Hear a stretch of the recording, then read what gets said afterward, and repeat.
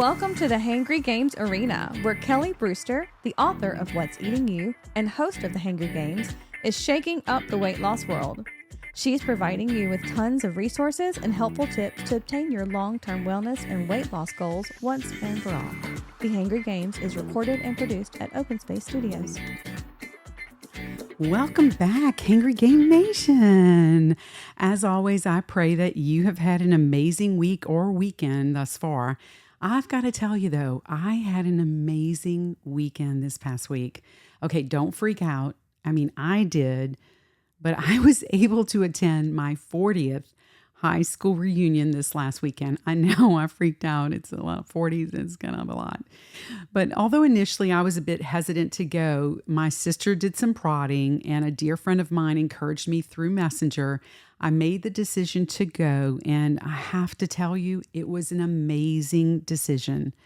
I was able to visit with so many wonderful people.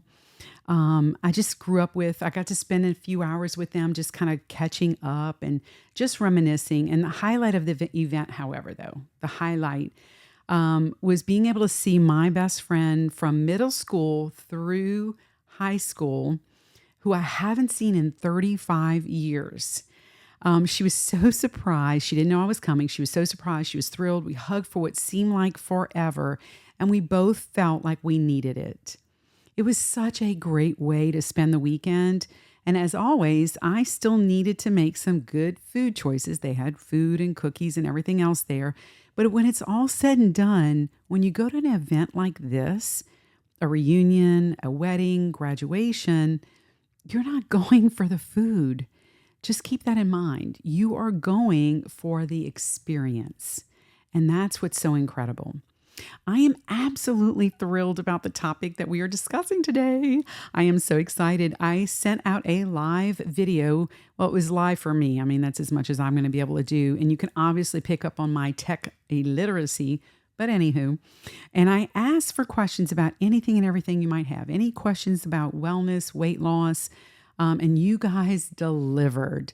We had some amazing questions that covered a vast array of topics. And so today, I will take the top 10 or so, and we're going to break these guys down for you guys. And you guessed it, the GBUs as always, which is our what? Good, bad, and ugly. So our first question came from a friend of mine that I went to high school with. Her name is Tina. And the question posed is this: what is the best diet for women over the age of 55? I cannot tell you, oh my gosh, this, my friends, is an amazing question. We all know when we start racking up the years that dieting becomes more like a whodunit thriller than a simple strategy for weight loss. I mean, let's face it. The biggest thing to consider, though, when you're looking for a diet that works over the age of 55 is really to ensure that you're getting an adequate amount of vitamins and minerals, specifically vitamin D and calcium. Seriously, I cannot tell you how many women that I see on a day-to-day basis in my office that are vitamin D deficient. And I think a lot of this has to do with, we're slathering up with that SPF 50 before we go out and hit the great outdoors. Therefore, we're getting less natural vitamin D from the sun. In addition, many are using alternative non-dairy products such as almond, coconut, and oat milk, which is not actually fortified with vitamin D. So in turn, we are starting to see the risk for deficiency as being much higher. Now, just a side note here, a vitamin D deficiency can, in fact, thwart your weight loss efforts. So if that is something that is a deficiency for you, you could be struggling with weight loss and not even realize that's the culprit. So whatever your eating plan is that you choose to do, you do want to make sure that you've got plenty of dark green leafy vegetables and some dairy products in there. Now, if you're not able to tolerate either of these, I would suggest then supplementing with, vitamins and so forth to adequately address that daily requirement for your vitamin D and the calcium need. And here's the other thing. You want to find a diet that's going to support brain, bone, and heart health, and obviously has a little bit of caloric restriction with it. So the biggest thing I think to know here is as we age, our metabolism naturally slows down.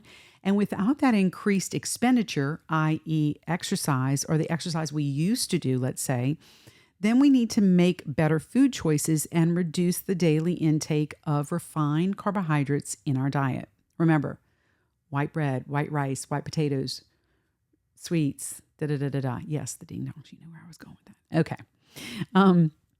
Now, when you are considering specific diets over the age of 55, an article from Healthline notes that although there are a plethora of diets out there, when you're trying to lose weight and achieve better wellness, there's a few things you might want to consider. So we're going to discuss a few of those here. Finding an eating plan that is easy to follow, that has a shopping list for your convenience without needing any additional supplements. Excuse me, prep for it. All right. Find an eating plan that is adaptable for you. Many over the years have developed food allergies, maybe some intolerances to foods like wheat, gluten, dairy, and even lower sodium intake may be necessary depending on your heart health. These all can affect the choices that you make with that diet plan. Obviously, if you need to lower your sodium, keto is not the diet for you, okay? Meats, proteins, bacon, all that kind of stuff, full of sodium.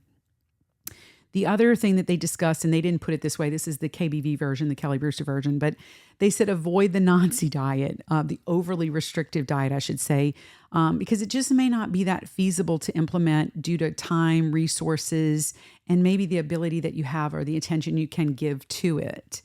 And you need a diet that is actually nutritionally balanced. This would not be keto, folks. Keto is not balanced.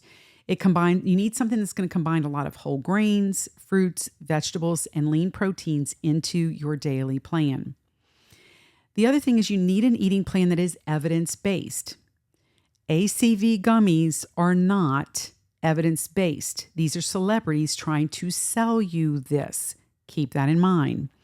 If they tell you that these gummies are going to make you lose 20 pounds in 5 days, just keep scrolling, folks, okay? A few diet plans that I would recommend and that they recommend over the age of 55, with the keeping in accountability the daily caloric restriction that aligns with your age and your activity level. I think my choice for you, I think the best overall would be a Mediterranean diet. It's got a lot of fruits, a lot of vegetables. It's got a lot of lean meats in it and good fats because they use the olive oil and all that kind of stuff. And we covered some of this specifically in the earlier podcast on the best diet ever. The best one for heart is the DASH diet. The best plant-based is the flexitarian diet. The best for your brain is the MIND diet. Best for women who are fed up with dieting is intuitive dieting. An example would be Noom or the Prep for It steps. These are best to improve your psychological health, and it can reduce the occurrence of any eating disorders. That's such a great question, Tina. I hope that helps you guys and gals over the age of 55 when you're making those eating plan decisions for overall wellness and weight loss. Thank you for sending that question, and I appreciate it. So question number 2 comes from a dear friend of my sister's and a good friend of mine, Eva from Baton Rouge, who asks, is it better to eat protein with your carbohydrates? This is such a great question. I have always been a big proponent of pairing protein and carbs way before carb pairing was even a trend. When you pair a lean protein with a complex carbohydrate, it does a few things that can be very beneficial to your wellness and your weight loss journey. First thing, it keeps you fuller longer. And who doesn't want some of that, right? I mean, I like to be fuller longer, right? Secondly, it's been shown to be great, very, very amazing for post-workout muscle recovery. The biggest thing, though, for me is that you want to ensure that you're pairing your protein and your carb with each sitting, just because you want to try to avoid that potential for sugar spikes with a few drops in the sugar causing carb cravings down the line. So in other words, what this means is basically when you pair your protein to your carb, you're not going to have that real high sugar rush that's followed by that sugar drop. And so it keeps that insulin and that sugar level a little bit more balanced. I always push for this pairing for patients who specifically suffer from metabolic disorders like metabolic syndrome, PCOS, or insulin resistance to avoid any unnecessary spikes of sugars in the bloodstream. When this happens, the patient typically will have an insulin demand that rises. When the pancreas reacts and produces more insulin, your body does not see it, therefore it doesn't use it, and it's going to create a carb craving for you. It's just going to tell your brain, go eat more carbs. So the short answer to this question, Eva, is yes. Pairing your protein to carbs with each sitting has far more benefits for overall wellness and weight loss. Thank you, my sister, so much for sending that question. I really appreciate it. So our next question comes from a dear friend of mine at church, Genevieve, and she asked what I am sure all of you guys are wanting to know is, why is it so difficult losing belly fat, especially being a mom or after you deliver? I mean, are there any special diets or exercise to target that area without going to the gym? So the short answer here is that there is no specific eating plan that focuses solely on the midsection or belly fat, but we do know that a reduction in refined sugars, your white bread, white rice, potatoes, sweets, the ding-dongs, again, can have a big impact in reducing central adiposity. That's the tire in the tummy. Now, there is significant data noting that an increase in central adiposity or belly fat has been linked to heart disease, diabetes, and even some cancers. So medically, we know that reducing belly fat does play a big role in the improvement of circulation, in the blood vessels performance, and it has been shown to even enhance sleep quality. Belly fat can be associated with a specific type of fat that we discussed in a previous podcast, and that's called visceral fat. Now, this type of fat in particular is located around the organs such as your heart, your lungs, your liver, the pancreas, and intestines, and it actually hinders the organ's ability to function proficiently. The good news here, folks, is when you start your wellness and weight loss journey and you don't see, right, the benefits of what you've been doing for the last 3 to 4 weeks on that journey, there are still amazing things happening on the inside. So don't give up, okay?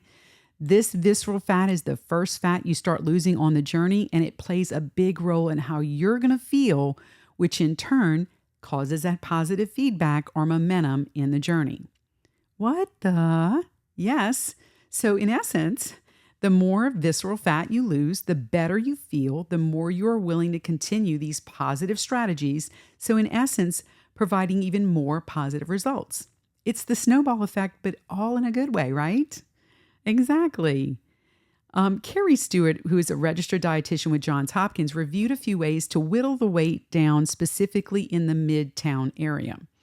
As we referred to earlier, focusing on reducing those refined carbs and bad fats first actually plays a very positive impact. So according to Carrie, Johns Hopkins researchers had compared the effects on the heart with a low-carb eating plan versus a low-fat eating plan for about 6 months, each containing the same amount of calories. Remember, calories, right? So same amount of calories, just a low-fat versus low-carb. And those on the low-carb diet lost an average of 10 pounds more than those on the low-fat diet, which was about 28.9 pounds versus 18.7 pounds. Now, an extra benefit of the low-carb diet is it produces a higher quality of weight loss.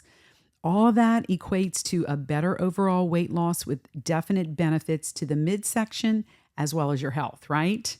Such a great question. Another point, great point, which I've discussed ad nauseum about this for the last few months, is this is a lifestyle, not a short course, okay?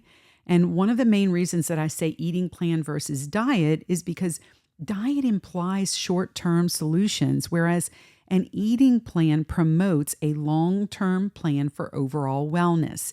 Everything you do today matters tomorrow, and you just keep moving that forward, and that makes a big difference in your overall wellness and weight loss, specifically in the midsection as well. The other thing too is moving more encourages your body to default at a higher metabolic rate, allowing you to burn more on a day-to-day basis. No, you're not going to drop weight just in your tummy, but through increased physical activity and just more movement, that overall fitness will start showing off in the tummy as well. I think that the most important thing here is when you're trying to focus on overall wellness, to steer clear of processed foods. Yes, the ding dongs. Y'all know I'm bringing them up every time. Anything that comes in a cardboard box or a paper bag has already been broken down for you, and all you have to do is absorb it, which causes more weight gain, inevitably in the midsection. And then one of the other sub-questions she posed is what type of exercises can help with losing our tired tube. Lifting weights can definitely play a huge role in weight loss. Now, as we develop more lean muscle mass, we are increasing the energy demand in the body, which causes us to burn more. You do not need to do infinite crunches to get rid of the belly fat, though. Aerobic activity with some moderate weightlifting will eventually hit the stomach, just not right away, okay? And there are a lot of smartphone apps out there now that focus on floor exercises, Pilates, that steer away from those traditional crunches, and exercises for those that may have some physical limitations. Fit On, Floor Pilates, Angie Fix are just a few that offer suggested exercises just to help with overall fitness and weight loss. And you can find them on Instagram and Facebook and all that stuff. That was, Genevieve, that was such an amazing question because so many of us look in the mirror and we fixate on that one problem area that we have. So we need to start focusing on some positive attributes when we look into the mirror, start focusing on how our clothes are fitting and less on what the scale says from a day-to-day basis. All right, enjoy that journey, folks, right? Okay. So the next question is really great. Amy, a patient of mine who has recently been working on her wellness and weight loss journey, asked, what are my thoughts on intermittent fasting? I actually get this question quite a lot from a day-to-day, I'm in clinic day-to-day. I get this question often. Since this is a new trending eating plan, it has sparked a lot of interest for many individuals. And I've mentioned this in the previous podcast, Best Diet Ever. Intermittent fasting can be very effective for those who would prefer to avoid breakfast, they don't eat after 6 p.m., etc. Intermittent fasting has numerous benefits, and the longer that the individual is implementing it, so in other words, it pays dividends, it's an ROI, a return on investment. This eating plan actually has the ability to benefit heart health, reduce inflammation, improve your cellular repair processes, and it can help you to burn fat. So when you implement intermittent fasting, it does cause blood insulin levels to drop significantly, which causes your body to burn fats. And this is a great eating plan to consider for metabolic patients with PCOS or insulin resistance. It also does increase the circulating HGH, which is the human growth hormone, which also assists in fat burning and cellular repair. Now, some data suggests that it can even affect gene expression, which means that it can affect the longevity of these molecules, which has the potential to protect against disease processes. That's huge. That's a big deal. As always, though, here's the deal. Make sure you're aware of the pros and cons of any eating plan before jumping into the deep end of the pool.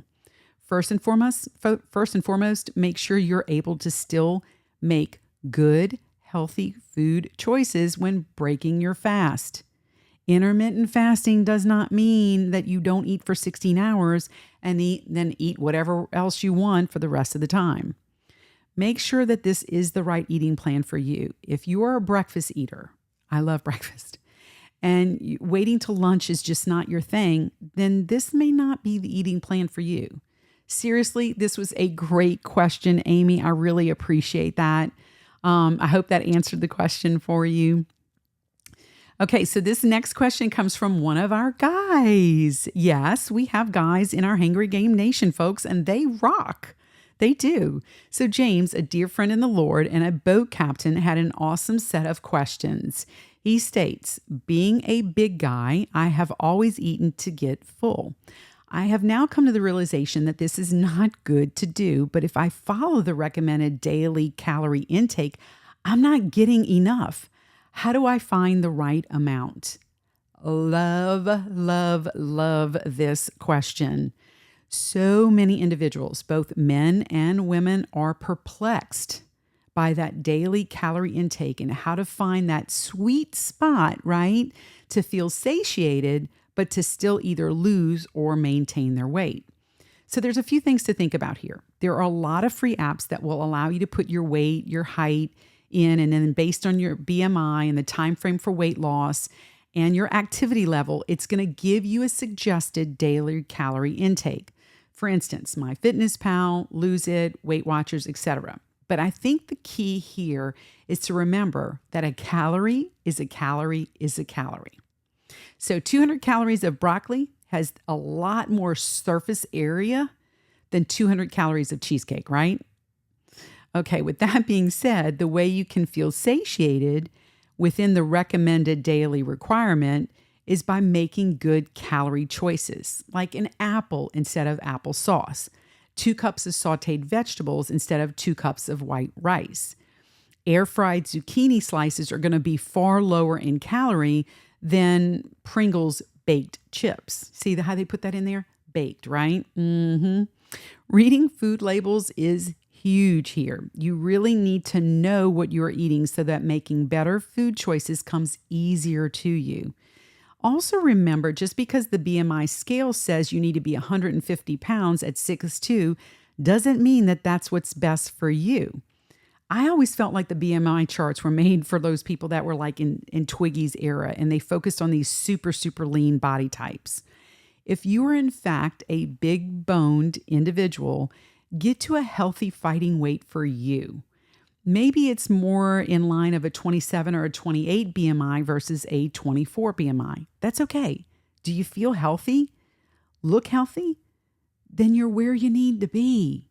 Finding the sweet spot can be slightly challenging, and it can make you maybe be like a little trial and error before you find what works for you.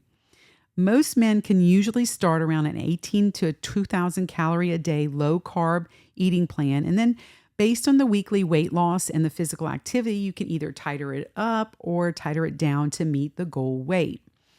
I would suggest when attempting to alter your daily caloric intake, choose low-calorie substitutes as your fillers. Berries, raw vegetables and fruits, lean proteins, such as tuna. They now have them in the tuna packs, and they got them all different kind of flavors, which is really easy and quick. Beef jerky sticks, nuts, but be careful here with the beef jerky and the nuts because these can be higher in calories, so you do need to proceed with caution here. There are really good flavorful lean protein shakes as well that can fill you up, but not rob that daily caloric bank either. So that's something to be thinking about as well. The other component here is to ensure adequate physical activity for your age and stature. Most individuals as we age, we're typically less active, therefore less lean body mass. That allows us to be more, it's when we are leaner, we have more lean body mass and muscle mass, then it allows us to be more flexible with our daily caloric intake. When I was 20, I was working out a whole lot more than I work out now. So I do have to alter my caloric intake to meet that goal set. This is such a super awesome question. I really appreciate it. I would add this, if you are tinkering with your eating plan and you still feel like you're swimming against the current, then getting in with a provider to ensure that there are no additional medical barriers can really ensure more of a long-term wellness and weight loss, a goal that's achievable for you. Thank you, my friend. I really appreciate that. So this next question is absolutely great. One, because it is something that every new mother contemplates as soon as they are home from the hospital. But Brittany, a Facebook friend, asked about dieting and breastfeeding. Is it even possible? So the short answer, Brittany, is no, you should not diet while breastfeeding. We do know that an additional 350 to 400 calories a day are required to ensure you are producing an adequate amount of breast milk during the course of the day. However, this goes back to what I said in the previous question, is a calorie is a calorie is a calorie. And what type of calories you are consuming daily can make all the difference in the world. If it involves a lot of refined, high sodium, high caloric foods, then typically the new mom may have trouble losing some of that baby weight. The specific number of daily calories is affected by your age, your BMI, your current physical activity, and the extent to which you're breastfeeding. So if you're solely breastfeeding, obviously you want to be much more careful about that calorie restriction than if you're just feeding at night or what have you. When I'm doing prenatal teaching with my patients, I do review the same information in regard to daily intake. The first thing I say is you do not need to eat for two. Zero. You just increasing your calories usually by only 200 to 300 calories more a day. More often it requires just a slight increase, right? Water intake does play a huge role here in milk production, as well as it can help to fill maybe a little bit of that hunger void as well. And it also gets rid of the extra fluid that you've got carrying around on your body. Focus on whole foods such as whole grains, fruits, vegetables, and lean proteins, and avoid the F foods here: fried, fatty, fast. There is initially a rapid weight loss that will occur immediately after delivery, especially for our breastfeeding moms, but most will hold on to the last 15% of extra body weight until you've finished breastfeeding. So it's okay. It's okay that you didn't get all of it off, right? You are, in fact, feeding an additional human being. So give yourself some time during this time. The sub-question she had here is in regard to semaglutide with breastfeeding. And currently there is no safety data in relation to any of the GLP-1s and breastfeeding. Now, medically, I am on the opinion to stick with healthy eating choices and avoid the processed foods during this time. And when the baby is weaned, I would absolutely consider a GLP-1 product if your BMI is above 30 after breastfeeding or is considered in the obesity range. These products can really have a huge impact on reducing abdominal fat, improving the utilizations of your sugars and insulin in the body, and it allows the body more time to burn calories as energy. The biggest impact that these have is a significant reduction in appetite, like a chemical bariatric surgery, which can play a huge role in helping you obtain your wellness and weight loss goals. Here's where I caution my patients, though. This is where I'm a little bit different than what you're going to see at Aspen or some of the other places. I don't care if I said it. It is what it is, okay? So basically, semaglutide, any of the weight loss medications, right? They're just a tool. It's a hammer, okay? And if you want to move to a smaller house, lose weight, right? But you only use the hammer and you don't use any other supplies like eating plan and physical activity, then you're just going to be left in your current residence eventually. You might lose, but you're going to wind back up in the house that you started off with in the first place. We've had a great question that came. Thank you so much, Brittany. I appreciate that. Was a great question, and it answered a lot of different things, hopefully, that several people had about a bunch of different things there. We have a great question that came from one of our listeners, Jean, who asked if being healthy involves our cholesterol levels, good and bad, and how do you keep those levels in a healthy range? Great question, Jean. Great question. Cholesterol plays a role in heart health, and depending on the type of fats you eat, you can have a negative impact on overall wellness. Now, when evaluating the cholesterol levels, it is important to look at the specific fats in your blood work results. So the HDL, which is the high density lipoproteins, think high is good, are a result of the lean fats that you can consume on a daily basis. These are the essential, like your essential fats that your body just needs to function. For example, salmon, walnuts, avocados. These are just to name a few, okay? The LDLs, which are the low density lipoproteins, we call them the low down bads, have a negative impact on your overall health and wellness. Avoiding the F foods here, fried, fatty, fast, will allow you to lower your overall cholesterol, your triglycerides, and your LDL. In turn, this will improve overall heart health.